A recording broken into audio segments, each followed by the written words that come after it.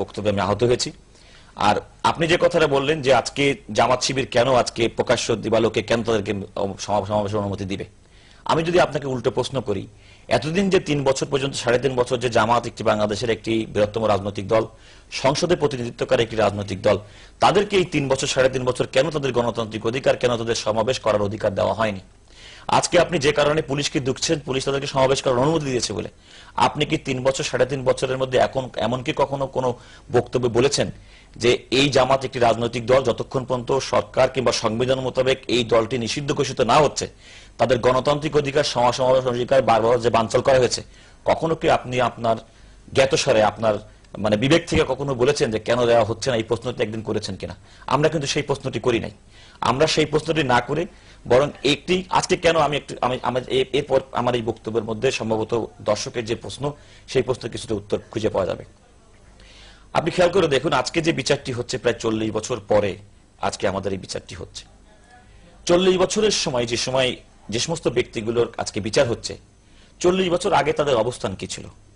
আমি যদি আমার আজকের বয়সের কথা চিন্তা করে দেখি, আজকে ধর আমি টেলিভিশনে বক্তব্য রাখছি, আমি দেশের একজন সুপ্রিম কোর্টের একজন আইনজীবী, আমি বিদেশে পড়াশোনা করেছি, আমার ডিগ্রি আছে, সবই আছে।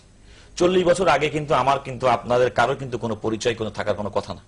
40 বছর আগে যে সমস্ত ব্যক্তিগুলো আজকে যাদের বিচার করা হচ্ছে, তাদের কিন্তু আমার ধারণা তারা খুব ইনসিগনিফিকেন্ট রোল প্লে করছে। দু একজনের ক্ষেত্রে এক্সেপশন হতে পারে। 40 বছর পর আজকে কেন তাদেরকে বিচারের মুখোমুখি করা হচ্ছে? এটা হচ্ছে রাজনৈতিক বক্তব্য। আমি কিন্তু জামাতকে সমর্থন করি না।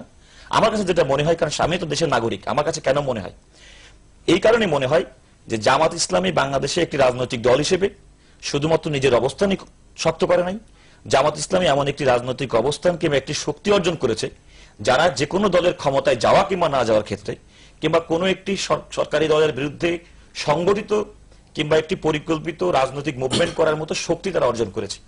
তাদের এই শক্তির কারণেই আজকে কিন্তু দেখা যাচ্ছে যে জামাতের সব শীর্ষ নেতৃবৃন্দকে আজকে গ্রেপ্তার করে এই মামলায় এই বিচারের মুখোমুখি করা হয়েছে।